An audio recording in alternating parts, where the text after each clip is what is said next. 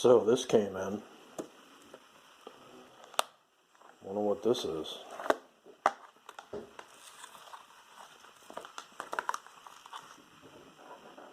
Let's check it out.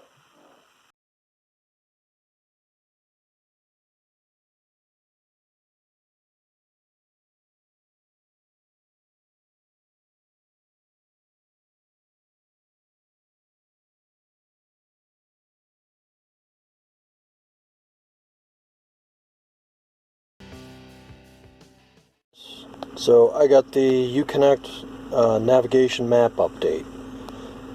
This is something you get off the Uconnect website. This was announced a few months ago, and this is the first update I've had available to update my navigation maps since I bought the car, and this is a 2015, so it's well past due.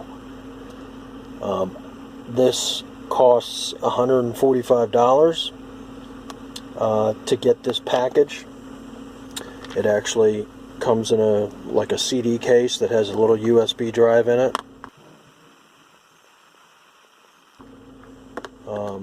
And I'm going to cover doing the update in this video. So to start this transaction, you go to chryslergroup.navigation.com. You pick your model and your year, and then you have to choose your Uconnect version number, 8483. They give you instructions for choosing the proper one. Then you'll add the product to an e-cart, and you can complete the transaction. So after you get the software, inside this package they give you some pretty detailed instructions. This is really not that easy of a process. They make it fairly difficult, and you have to go through several versions of activation and putting codes in and whatnot.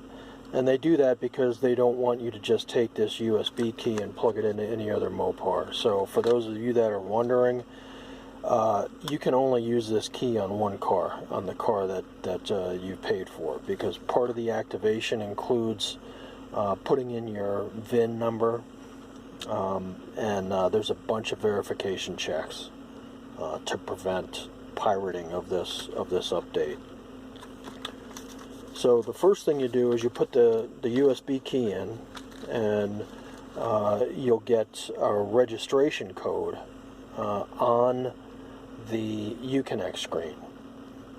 Once you get that registration code, you have to go to an activation website and put that code in.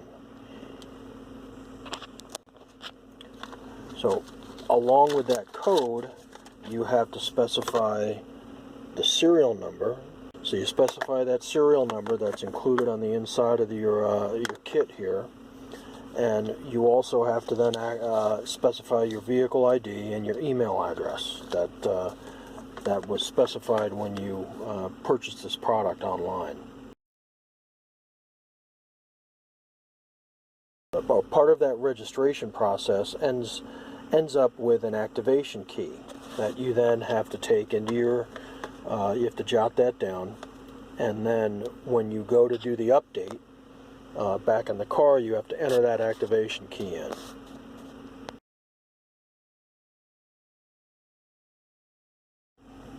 So when you first start it up with the USB key in, you're going to get this notification, and then you got to wait for a couple minutes.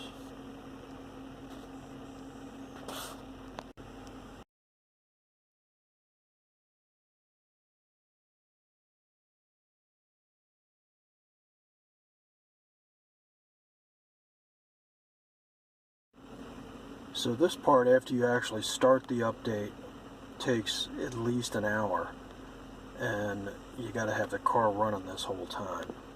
You don't want to turn it off in mid-update, because you could really mess up the system. So make sure you got some gas. Obviously don't run the car in the garage, and then we'll check back when this is done.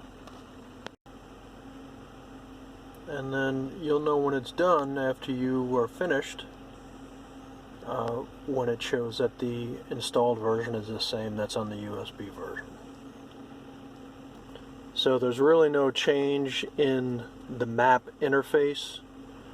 All it does is give you updated roads and points of interest and stuff like that. So it's not an update really of the the maps software. It's just the maps database of roads and whatnot. So that's it.